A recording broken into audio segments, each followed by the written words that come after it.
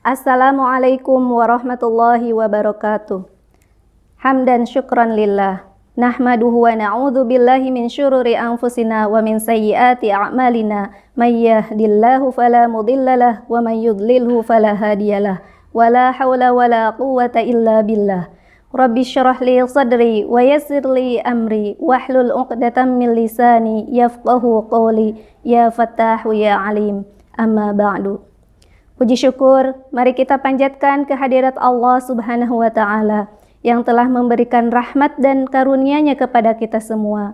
Salawat dan salam mudah-mudahan tetap tercurah kepada Nabi besar kita Muhammad sallallahu alaihi wasallam, kepada keluarganya, para sahabatnya, dan para tabi'in-tabi'innya. Mudah-mudahan kita semua layak untuk mendapatkan syafaatnya di yaumil qiyamah. Amin ya rabbal alamin. Hadirin hadirat rahimakumullah, sahabat Salimah dan Ummah Foundation. Sebagaimana kita ketahui bahwa Allah menciptakan kita semua adalah untuk beribadah kepada Allah Subhanahu wa Ta'ala, sebagaimana firman-Nya dalam surat Adz-Dzariyat ayat 56 yang berbunyi, A'udzu billahi minasyaitonir rajim. Bismillahirrahmanirrahim. Wa ma khalaqtul jinna wal insa illa liya'budun. Shadaqallahul azim. Yang artinya, dan tidaklah aku ciptakan jin dan manusia kecuali untuk beribadah kepadaku. Hadirin hadirat rahimakumullah. Ibadah adalah merupakan bentuk penghambaan kita kepada Allah Subhanahu wa Ta'ala. Semua aktivitas kehidupan kita didedikasikan hanya kepada Allah Subhanahu wa Ta'ala. Namun, ada hal yang perlu kita garis bawahi dalam masalah ibadah ini. Ibadah bukan hanya menyangkut hubungan vertikal kita dengan Allah Subhanahu wa Ta'ala, seperti sholat, mengaji, ibadah haji, zakat, dan lainnya.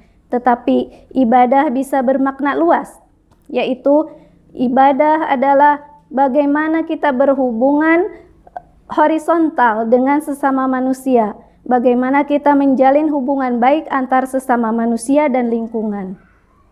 Contohnya, barangkali kita tidak mengira bahwa misalnya kita berkendaraan beroda 4 atau motor, kita menggunakan atau memakai perlengkapan untuk pengamanan berkendaraan, sekilas memang itu tidak ada hubungannya dengan Allah Subhanahu wa Ta'ala, tetapi ternyata itu bisa bernilai ibadah. Mengapa demikian? Karena yang pertama, kita berkendaraan memakai helm, membawa SIM dan STNK, itu berarti kita telah mematuhi peraturan pemerintah atau negara.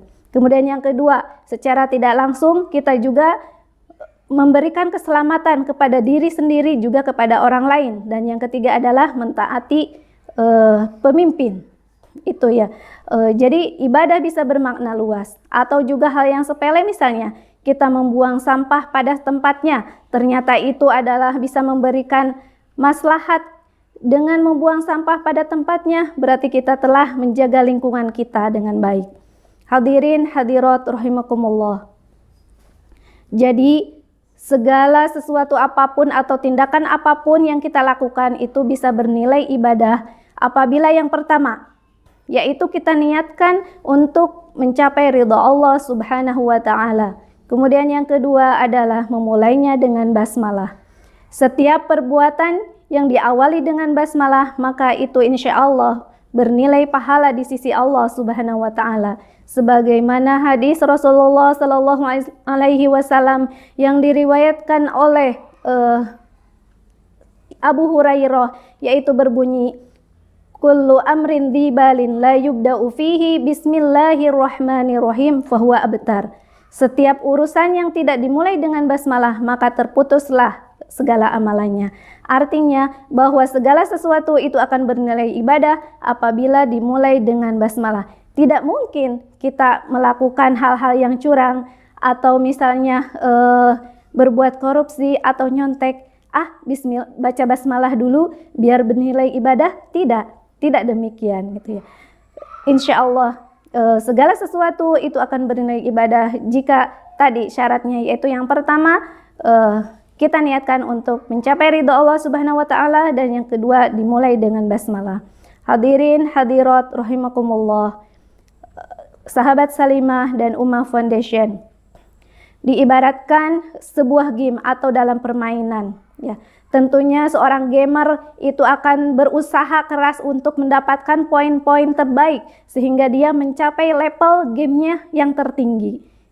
Dia akan berusaha untuk meraih poin-poin, apakah itu yang tersembunyi ataupun apabila mendapatkan halangan dan rintangan. Tentunya tadi adalah tujuannya untuk mencapai level yang tertinggi.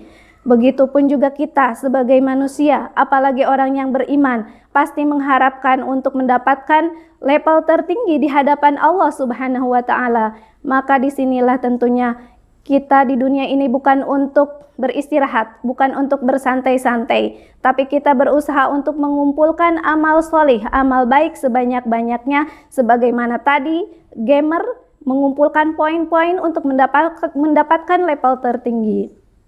Hadirin hadirat rahimakumullah, mudah-mudahan dengan berusaha keras yang kita lakukan, terus berbuat baik dengan sesama manusia, tadi insya Allah bernilai ibadah. Karena sebagaimana firman Allah dalam surat Al-Isra ayat 7 berbunyi, In ahsantum ahsantum li anfusikum wa in asatum falaha. Dan jika kamu berbuat baik, maka sesungguhnya kebaikan itu akan kembali pada dirimu sendiri.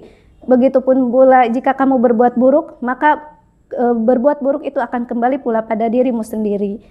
Dan dikuatkan juga dalam surat Ar-Rahman ayat 60 yang berbunyi, Bismillahirrahmanirrahim. Hal jazaa'ul ihsanu illal ihsan. Jadi semua ayat-ayat tadi menjelaskan bahwa ketika kita berbuat baik, maka insya Allah kebaikan itu akan kembali kepada diri kita sendiri.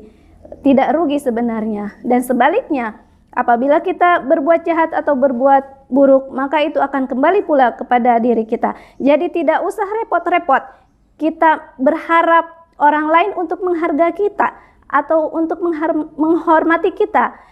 Karena dengan kebaikan yang kita lakukan, maka sesungguhnya hormat itu akan datang sendiri kepada kita gitu ya. Orang lain akan menghormati kita, orang lain akan menghargai kita. Hadirin hadirat rahimakumullah. Oleh karena itu, mari kita bersama-sama berusaha memaksimalkan potensi kemanusiaan yang kita miliki untuk digunakan di jalan kebaikan. Mudah-mudahan itu menjadi wasilah bagi kita untuk menambah pahala, untuk menambah timbangan kebaikan kita di akhirat. Semoga kita bisa menjadi manusia yang terindah di hadapan Allah Subhanahu wa taala. Semoga kita bisa menjadi manusia yang memiliki kualitas keimanan dan berkepribadian yang tinggi. Semoga kita bisa menebar manfaat dan belas kasihan kepada orang lain, dan semoga pula tutur kata kita baik dan pola pikir kita tepat serta bisa memberikan maslahat kepada umat. Demikian yang bisa saya sampaikan. Semoga kita semua bisa mengaplikasikannya dalam kehidupan kita sehari-hari. Wallahu a'lam bishawab. Wassalamualaikum warahmatullahi wabarakatuh.